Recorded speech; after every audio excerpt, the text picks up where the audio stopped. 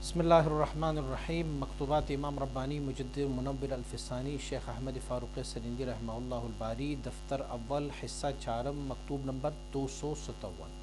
ये मकतूब शरीफ जनाब मीर मोहम्मद नुअमान बदख्शी साहब की तरफ सादिर किया गया है।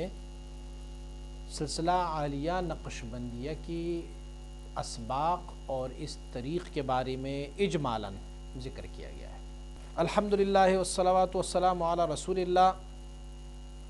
आपका मकतूब शरीफ जो आपने शेख अहमद फरमली साहब की हमराही में इरसाल फरमाया था वो मुझ तक पहुंच गया।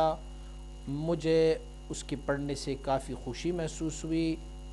आपने मुझसे ये चीज़ की दरख्वास्त की है कि एक रिसाला आप बनाएं और उस रिसाले में आप सिलसिला आलिया नक्शबंदिया के असबाक और इसका तरीक़ आप लिख दें। तो बिहम्दिल्लाह वो रिसाला तो मौजूद है, लेकिन वो मुसव्वदा है।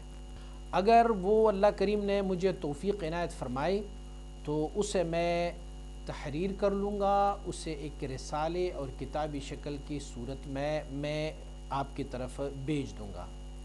लेकिन फ़िलहाल चंद फ़ुक़रात इस बारे में कि सिलसिला आलिया नक्शबंदिया मुबारका इजमालन क्या है, इनके असबाक क्या है और क्या क्या इसके उरूजात है और क्या क्या इसमें से कमालात बंदे को हासिल हो जाते, ये इजमालन आपको मैं सुनाने की कोशिश कर रहा हूँ। आप गोशे होश से इसे समाअत फरमाएँ। जनाब सियादत पना वो सिलसिला कि जिसको हमने शुरू किया है, हमने इख्तियार किया है, जिस सिलसिले को यानी सिलसिला आलिया नक्शबंदिया, उनकी इब्तिदा सैर की इब्तिदा लतीफ़ा क़ल्ब से है। और लतीफ़ा क़ल्ब क्या है कि वो आलम अमर की लताइफ़ में से एक लतीफ़ा है। आलम अमर किसको कहते हैं कि अल्लाह रब्बुल इज़्ज़त के अम्र कुन से अगर पैदा हो चुका है, अल्लाह के अम्र कुन से इज़ा अराद शैअन अन यक़ूल लहू कुन फ़यकून, इसे कहते हैं आलम अमर। तो सिलसिला आलिया नक्शबंदिया जो है वो अपनी सैर की इब्तिदा आलम अमर की लतीफ़ा क़ल्ब से कर लेते हैं और जब लतीफ़ा क़ल्ब से वो गुज़र जाते हैं तो दूसरा सैर जो है वो लतीफ़ा रूह में कर लेते हैं कि लतीफ़ा रूह जो है लतीफ़ा क़ल्ब से फ़ौक़ है।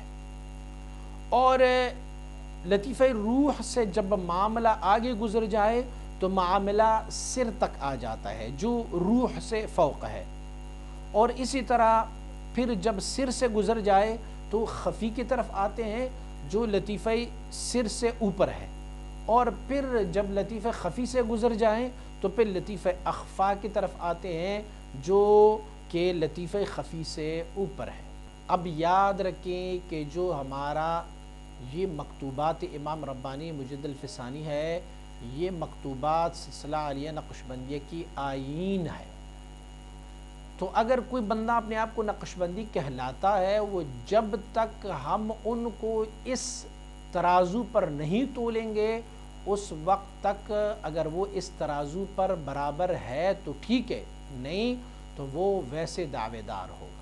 आपने देखा होगा अपने आप को नक्शबंदी कहलाने वाले बहुत सारे लोग हैं कि जिनसे आप पूछेंगे कि सिलसिला आलिया नक्शबंदिया के सबक कौन सा है, वो आपको कहेंगे अल्लाहू सबक है, या कोई कहेंगे दुरूद शरीफ सबक है, या कोई ज़्यादा से ज़्यादा आपको अगर असबाक सिलसिला आलिया नक्शबंदिया के देंगे वो कहेंगे क़ल्ब है, उसके बाद रूह है। बस दो सबक देंगे आप। मुजद्दिद अल-फ़सानी रहमतुल्लाह तआला फरमाते हैं सिलसिला आलिया नक्शबंदिया में न अल्लाहू का ज़िक्र है, न हु अल्लाह का ज़िक्र है, न इसमें दुरूद शरीफ का ज़िक्र है। इसमें लताइफ़ का ज़िक्र है और लतीफ़ों में से सबसे पहले आलम अमर से शुरू करते हैं। पहले लतीफ़ा क़ल्ब, फिर उसके बाद रूह, फिर सिर, फिर ख़फ़ी, फिर अख़फ़ा। 5 ही लताइफ़ आलम अमर के हो गए। जब हम इनकी 5 लताइफ़ की मनाजिल को तय कर लेते हैं और इसमें से हर लतीफ़े के उलूम व मारिफ़ हमें अलग अलग से मिल जाते हैं और उसके बाद जो अहवाल व मवाजीद होते हैं जो हर एक लतीफ़े पर अलग अलग मखसूस है, तो जब ये सब हम کرتے ہیں تو اسے کہتے ہیں عالم کبیر میں سیر. اس کو کہتے ہیں عالم کبیر میں. ایک ہے عالم کبیر اور ایک ہے عالم صغیر. عالم کبیر جو ہے وہ آسمان اور عرش عظیم الشان اور یہ ساری جو کائنات ہماری ہے، زمین ہوا اور صحرا اور دشت اور اسی طرح پہاڑ اور دریا اور سمندر اور پانی، یہ سارے عالم کبیر ہیں. اور ایک ہے عالم صغیر چی ہر چی در عالم صغیر اصل اندر عالم کبیر ہے. عالم صغیر کس کو کہتے ہیں؟ انسانی ہیومن باڈی کو. جو کچھ بھی عالم کبیر میں ہے وہی کچھ عالم صغیر میں بھی ہے. عالم کبیر میں پانی ہے، انسان جو عالم صغیر ہے اس میں بھی پانی کی آمیزش ہے. عالم کبیر میں آگ ہے، یہاں انسانی فطرت میں بھی آگ ہے. عالم کبیر میں مٹی ہے، انسانی عنصر میں بھی مٹی ہے. عالم کبیر میں ہوا ہے، اس میں بھی کیا ہے؟ ہوا موجود ہے. مراد عالم صغیر سے انسان ہے اور عالم کبیر سے یہ سارے کائنات کا مجموعہ جو ہے یہ ان سے ہے. اب جب ہم سلسلہ عالیہ نقشبندیہ میں عالم کبیر اور عالم صغیر دونوں کو طے کرتے ہیں، کیسے طے کرتے ہیں؟ مجدد الفسانی رحمۃ اللہ تعالی ارشاد فرماتے ہیں جب ہم لطیفہ قلب میں ذکر کرنا شروع کر دیتے ہیں تو لطیفہ قلب کا ایک اصل ہے. ایک یہ ہے جو مدغہ ہماری جسم میں ہے، ایک ان کا اصل ہے. اور ان کا اصل کہاں ہے؟ وہ عرش عظیم الشان سے اوپر ہے. تو اب کیا ہوگا؟ جب ہم سیر شروع کرتے ہیں تو ہمارا ابتدائی سیر جو ہے نا وہ عرش عظیم الشان سے. یہ نہیں ہے کہ محض تمہارا یہ مدغہ ذاکر ہوا، جو اصل قلب ذاکر ہوتا ہے جسے حقیقت جامعہ کہا جاتا ہے. تو حقیقت جامعہ جب ذاکر ہو جاتا ہے تو حقیقت جامعہ جو ہے وہ عرش عظیم الشان سے فوق ہے. جب سلسلہ عالیہ نقشبندیہ کی فضائل ہم بیان کرتے ہیں تو اس فضائل میں ہم یہ فضیلت بھی بیان کرتے ہیں کہ دوسروں کی انتہا سلسلہ عالیہ نقشبندیہ کی ابتدا میں مندرج ہے. اس میں کیا ہے؟ جو دوسرے سلاسل ہیں ان کا انتہائی سیر جو ہے وہ سیر ناسوتی، سیر جبروتی، سیر ملکوتی اور سیر لاہوتی ہے. اور سیر لاہوتی جو ہے وہ لاسٹ سیر جو ہے وہ ہے عرش عظیم الشان سے فوق. اور سلسلہ عالیہ نقشبندیہ کا پہلا سیر جو لطیفہ قلب کا سیر ہے وہ عرش عظیم الشان سے فوق ہے. اور عرش عظیم الشان سے فوق جو ہے وہ لطیفہ قلب کا اصل ہے. اور اس سے فوق جو ہے وہ لطیفہ روح کا اصل ہے. اور لطیفہ روح سے فوق جو ہے وہ سر لطیفہ سر کا اصل ہے. اور لطیفہ سر کے اصل سے فوق لطیفہ خفی ہے. اور لطیفہ خفی سے آگے اس سے اوپر لطیفہ اخفا کا اصل ہے. ایک اور مکتوب شریف میں مجدد رحمۃ اللہ تعالی فرماتے ہیں دونوں اصول کے درمیان فرق کتنا ہے. فرماتے ہیں جیسے زمین سے لے کر اصل قلب تک جو عرش عظیم الشان سے فوق ہے جتنا مسافت اور منزلت ہے، آپ مجدد رحمۃ اللہ تعالی ارشاد فرماتے ہیں کہ اس سے اتنا ہی اوپر لطیفہ روح کا اصل ہے. اور اس سے اتنا ہی اوپر جو ہے وہ لطیفہ سر، اس سے اتنا اوپر لطیفہ خفی، اور اس سے اتنا ہی اوپر لطیفہ اخفا کا اصل ہے. اب جب کہ آپ نے سلسلہ عالیہ نقشبندیہ میں یہ پنجگانہ لطائف جو قلب، روح، سر، خفی، اخفا ہے، ان کو جو عالم کبیر والے ہیں اس سے آپ نے بتفصیل طے کر لی. میں نے کہا کہ مجدد رحمۃ اللہ تعالی فرماتے ہیں کہ ہر ایک کا الگ الگ علوم و معارف ہے، ہر ایک کا الگ الگ احوال و مواجید ہے، ہر ایک کا الگ الگ سیر ہے. جب یہ ساری سیور آپ نے جو عالم کبیر کے طے کر لیے اور ان کو آخری نقطے تک آپ نے پہنچا دیا تو دائرہ امکان را تمام کردہ باشد. اب جو ہے نا وہ امکان کا جو دائرہ ہے وہ ختم ہو گیا. دیکھو عرش جو ہے وہ بھی دائرہ امکان کے اندر ہے. عرش جو ہے اس میں سے دو جہتیں ہیں، ایک جہت جو عالم امکان میں ہے، ایک عالم ارواح میں ہے، یعنی عالم لامکانی میں ہے. عرش عظیم الشان بھی ایک جہت ان کا امکانی ہے، ایک جہت جو ہے ان کا لامکانی ہے.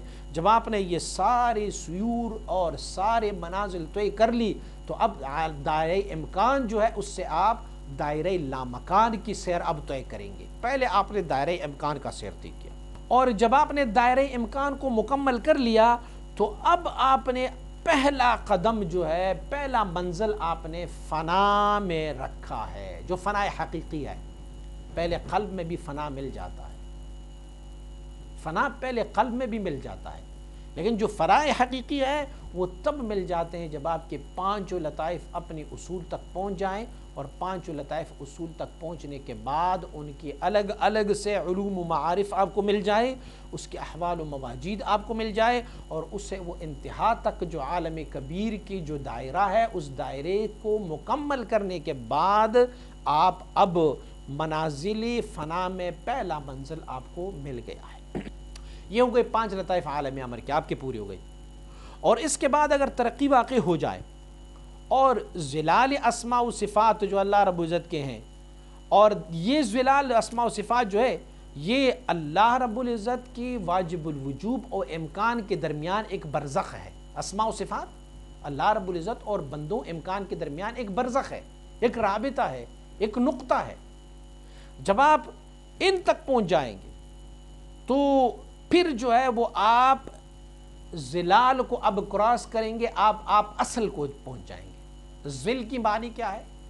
ظل جو ہے وہ پرتاؤ اور عکس کو کہتے ہیں۔ جیسے آپ آسمان میں آپ سورج کو دیکھ رہے ہوتے ہیں تو سورج کے سامنے آپ ایک آئینے کو رکھیں گے، اس آئینے میں جو شکل سورج کی نظر آ رہی ہے تو اب یہ آئینے میں دکھائی جانے والا شکل جو ہے یہ ظل ہوا، اور اس کے لیے اصل جو ہے وہ آسمان میں چمکنے والا وہ سورج ہے۔ اس آئینے کے سامنے ایک اور آئینہ رکھیں گے، دوسرے آئینے میں جو چمک رہا ہے، شکل دکھائی دے رہا ہے وہ ظل ہوا۔ اس دوسرے آئینے کے لیے پہلا آئینہ جو ہے وہ اصل ہوا، لیکن یہ بھی اصل نہیں ہے، یہ بھی فی الحقیقت ظل ہے، اس کے لیے ایک اصل ہے جو سورج آسمان میں چمک رہا ہے۔ تو جب آپ اصل کی طرف جائیں گے تو پھر آپ کو اللہ رب العزت جو ہے وہ بفضل خداوند کریم منازل جو منزل ہے متکثرہ، بہت زیادہ منازل ہے، یہ ظلال کی مرتبے کو بھی آپ طے کرتے آخر میں آپ ایک نقطے تک پہنچ جائیں گے، اور اب شروع کریں گے آپ اصل اسماء و صفات میں آپ شروع کریں گے۔ جو ہم قلب روح سر خفی اخفا کی منازل طے کرتے ہیں نا، یہ ظلال میں ہے، اور اس کے بعد جب ہم عالم خلق کی لطائف پہ شروع کرتے ہیں تو پھر یہ اصل میں چلے جاتے ہیں، اصول اسماء و صفات میں ہے۔ اب جو ہے اگر آپ اسی طرح اس کو آخری نقطے تک پہنچ جائیں گے تو پھر کیا ہوگا، یہ آپ کو اللہ رب العزت کی تجلیات اسماء و صفات جو ہے وہ خود بخود تجھے رونما ہو جائیں گے۔ اب یہ بھی یاد رکھیں کہ کبھی کبھار تجھے اللہ رب العزت ظلال سے فوراً اصل اسماء و صفات تک پہنچا دیتا ہے۔ قلب روح سر خفی اخفا میں ہی اللہ رب العزت آپ کو اصل اسماء و صفات میں جو ہے وہ پہنچا دے دیتا ہے۔ ہم نے کہا کہ لطیفہ قلب میں اللہ رب العزت کی انوار و تجلیات کا ورود جو صفات فعلیہ ہے اس کا ہوتا ہے، اور لطیفہ روح میں تجلی صفات سمونیہ ذاتیہ حقیقیہ کا ہوتا ہے۔ تو یہ بھی جو ذاتی صفات ہے اللہ رب العزت کے، یہ بھی اصل اسماء و صفات میں سے ہے۔ اب کیا ہوگا اگر اللہ رب العزت کی فضل و کرم سے اس مقام سے بھی اللہ رب العزت آپ کو ترقی دے تو پھر کیا ہوگا، معاملہ اب شروع ہوگا اطمینان نفس کا۔ اب آپ شروع کریں گے عالم خلق کے 5 لطائف پہ، قلب روح سر خفی اخفا عالم امر کی، اور اب نفسی اور قالبی آپ کے عالم خلق کے لطائف۔ اب یہ تو 2 ہو گئے، 5 کیسے ہو گئی؟ مراد اس میں سے یہ ہے کہ لطیفہ قالبی جو ہے اس میں سے 4 عناصر ہے جسے عناصر اربعہ کہتے ہیں، وہ مجموعہ ہے عناصر اربعہ کا، اور عناصر اربعہ جو ہے آگ، ہوا، پانی اور مٹی، تو ان چاروں کا مجموعہ ایک لطیفہ بنا جس کو لطیفہ قالبی کہتے ہیں۔ اب ایک نفس ہوا اور 4 یہ لطائف ہو گئے، تو یہ عالم خلق کے 5 لطائف موجود ہیں۔ تو اللہ کریم تجھے اب اگر اللہ کی فضل و کرم شامل ہوا اور آپ نے عالم خلق پر شروع کر لیا، تو اللہ کی فضل و کرم سے جب آپ کا اطمینان نفس مل جائے اور حصول مقام رضا آپ کو مل جائے جو نہایت مقامات سلوک ہے، تو اس وقت آپ کو شرح صدر مل جاتا ہے۔ اچھا، نفس کو اللہ کریم نے بیان فرمایا ہوا ہے کہ نفس پھر امارتم بالسوء، برائی پر امر کر دینے والا، پھر نفس لوامہ، ملامت کر دینے والا نفس، پھر نفس ملہمہ، اس نفس کو الہام ہونے والا نفس، پھر اس کے بعد نفس مطمئنہ، پھر اس کے بعد نفس راضیہ، پھر اس کے بعد مرضیہ، اور اس کے بعد کاملہ۔ یہ 7 اقسام جو ہے یہ نفس کی۔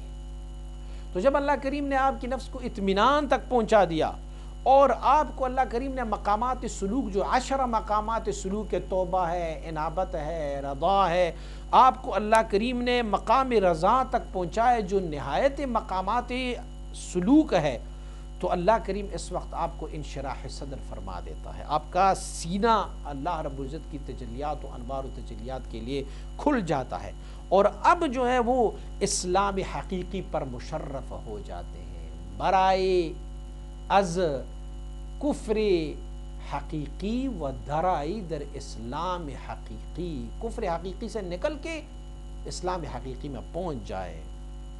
یہاں کفر سے مراد انکار ہے، انکار سے اب نکل گئے اور آپ جو ہے نا وہ حقیقت میں پہنچ جائے۔ وہ کمالات جو اس مقام میں ہے، یہ پچھلے والے کمالات جو عالم امر کے ساتھ تھے، وہ عالم امر کے کمالات اس کمالات کے مقابلے میں ایک قطرہ جتنا ہوتا ہے جو دریائے محیط سے آپ لے لیں گے۔ یعنی عالم خلق کے جو کمالات آپ کو مل جائیں گے نا، تو وہ ایسے کمالات ہیں کہ اگر عالم امر کی کمالات کو اس کے مقابلے میں لائے جائیں تو عالم امر کے مقامات ایسے دکھائی دیں گے جیسے ایک قطرہ آپ نے دریائے محیط سے لیا ہوگا۔ اور یہ سارے کمالات جو میں نے آپ کو ذکر کی ہے نا، یہ صرف اللہ کی ایک اسم، اللہ عز و جل کے ایک اسم سے، جس کو اسم ظاہر کہتے ہیں، ان کے ساتھ وابستہ ہے۔ هو الاول والآخر والظاہر والباطن۔ اور وہ کمالات جو اسم باطن کے ساتھ متعلق ہے وہ تو اور ہے، اگر وہ میں کیسے بیان کروں، وہ باستتار و تبطن مناسب است، ان کو میں چھپانا اور پوشیدہ رکھنے کے لیے میں کہتا ہوں کہ اس کو پوشیدہ رکھیں۔ یہ جتنے کمالات میں نے آپ کو بتائے نا، یہ سب تعلق ہے اللہ رب العزت کے اسم ظاہر کے ساتھ، لیکن اگر اسم باطن کی کمالات کو میں بیان کرنا شروع کروں تو اس سے بہتر یہ ہے کہ ابھی آپ کا ذہن وہاں نہیں پہنچ رہا تو اسے میں خفیہ رکھوں۔ جب آپ کو ان دونوں اسماء مبارکہ یعنی اسم ظاہر اور اسم باطن کے کمالات آپ کو مل جائیں گے تو اب جو ہے نا وہ اللہ کریم آپ کو 2 پر عنایت فرماتا ہے اس سالک کو، کہ آپ اس 2 پروں کی قوت سے طیران اور پرواز کرے عالم قدس میں، اور بے انتہا ترقیات آپ جو ہے وہ حاصل کر سکتے۔ اب یہ 2 پر ہے تمہارے لیے، اگر آپ یہ چاہتے ہیں کہ عالم قدس میں آپ طیران کر لیں، عالم قدس میں آپ اڑان بھریں، تو یہ 2 پر جو اسم ظاہر اور اس باطن کے اور اس کے اندر جو مندرج کمالات ہیں وہ سب آپ کو حاصل کرنا ہوگا، تو پھر اس کے بعد آپ کو جتنی ترقیات ملیں گی تو پھر کیا ہوگا، سبحان اللہ۔ میں نے اس معاملے کے کچھ تفصیلات جو ہے وہ اپنے کچھ مکاتیب میں لکھے ہوئے ہیں، اسے پڑھو۔ میرا جو بیٹا ہے وہ اس علوم و معارف کو جمع کرنے کی کوشش کر رہے ہیں۔ دوسرا، اگر آپ چاہتے ہیں کہ یہ والے علوم و معارف آپ کو پریکٹیکلی مل جائے تو ایک دفعہ میرے پاس آ جاؤ یہاں پر، لیکن شرط یہ ہے کہ آپ اپنی جگہ کو جو اپنے آپ کے مریدین ہیں اس کو ویسے نہیں چھوڑیں گے، آپ اکیلے آؤ میرے پاس اور وہاں پر کسی بندے کو وہاں پر سربراہ رکھو تاکہ وہ آپ کی اس حلقے کو، اس ذکر کی محفل کو وہاں جاری ساری رکھیں گے۔ ایسا نہ ہو کہ آپ سب میرے پاس آ جائیں گے اور وہ جگہ سب خالی ہو جائے تو وہ سارا معاملہ ختم ہو جائے گا۔